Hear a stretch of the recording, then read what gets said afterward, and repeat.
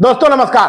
दोस्तों फतेहपुर जिले के असोथल विकास खंड क्षेत्र के सरकंडी गांव का मामला जो सुर्खियों में चल रहा है, उसको लेकर के अब सरकारी तंत्र भी परेशान हो गया है।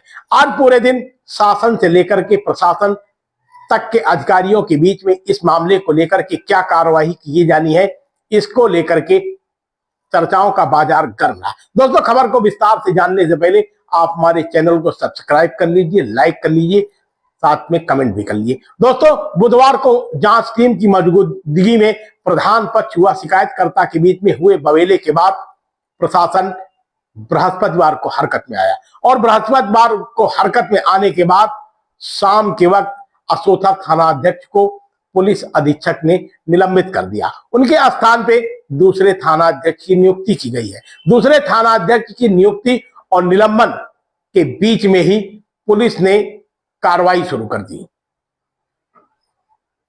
दोस्तों इस पूरे मामले में पुलिस ने जो कार्रवाई की उसमें 28 लोगों को दोनों पक्षों की तरफ से नामजद किया गया और इसमें करीब 15 से 20 लोगों को अज्ञात में दिखाया गया। इसके साथ साथ पुलिस पूरे तरीके से हरकत में आई, लेकिन दोनों पक्षों यानी किसी भी वादी या प्रतिवादी या वादी किसी भी पक्ष से तहरीर आने के बाद पुलिस ने मुकदमा पंजीकृत नहीं किया है, जबकि पुलिस को दोनों पक्षों से भी मुकदमा पंजीकृत करना चाहिए था, लेकिन पुलिस ने शायद अपना बचाव किया और अफसरों का बचाव किया और सीधे अपनी तरफ से ही 28 लोगों को नामजद करते हुए मुकदमा पंजीकृत कर दिया। इतना ही नहीं, आज करीब 6 लोगों को पुलिस ने गिरफ्तार भी कर लिया।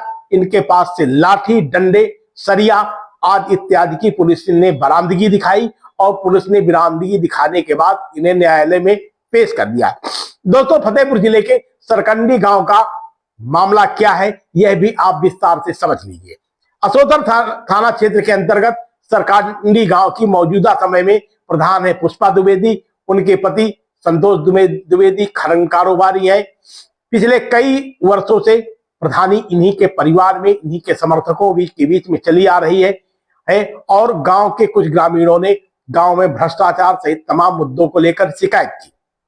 जिला प्रशासन से लेकर शासन तक हुई शिकायत के बाद गांव के कोटेदारों के खिलाफ भी शिकायत की गई। दोनों पक्षों की तरफ से शिकायत करने के बावजूद रोज जांच टीमें पहुंचती नहीं, हर महीने जांच टीमें पहुंचती नहीं, लेकिन कार्रवाई के नाम पर कुछ भी नहीं हुआ।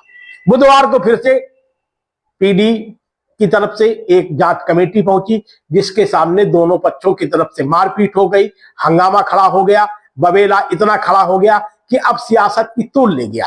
सबसे दिलचस्प बात तो यह है कि जब अधिकारी ऐसे संवेदनशील मुद्दों में जाते हैं तो पुलिस बल उनके साथ क्यों नहीं जाता है। दिखावे के तौर पर के बताते हैं केवल 2 सिपाही मौजूद थे, यदि कुछ और पुलिस बल मौजूद होता तो शायद ऐसी घटना ही नहीं होती, लेकिन उस दिन बड़ी घटना होने से बच गई।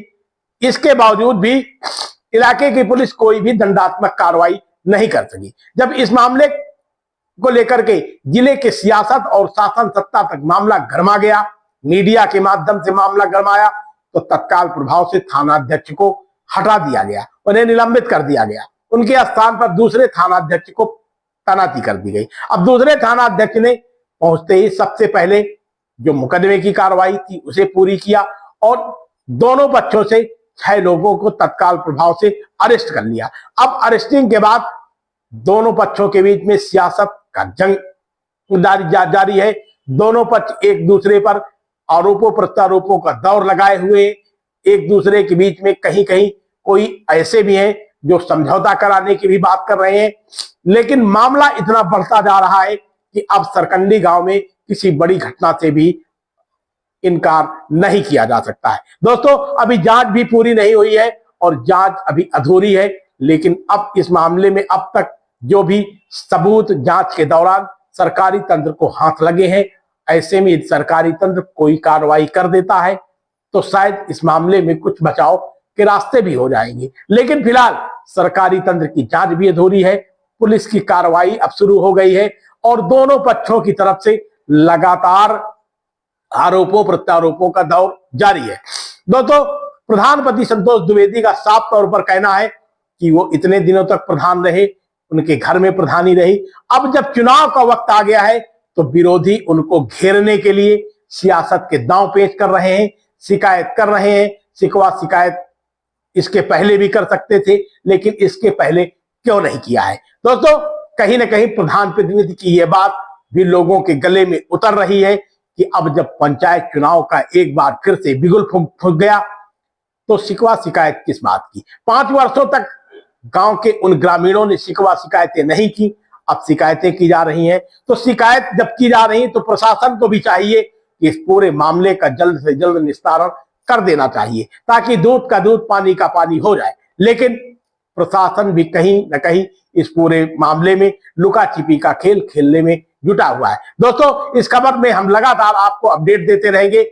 आप हमारी खबर को कहां से देख रहे हैं, चैनल को सब्सक्राइब करना, लाइक करना, साथ में कमेंट करना ना भूलिएगा। बहुत बहुत धन्यवाद। आप देख रहे हैं शपथ समाचार।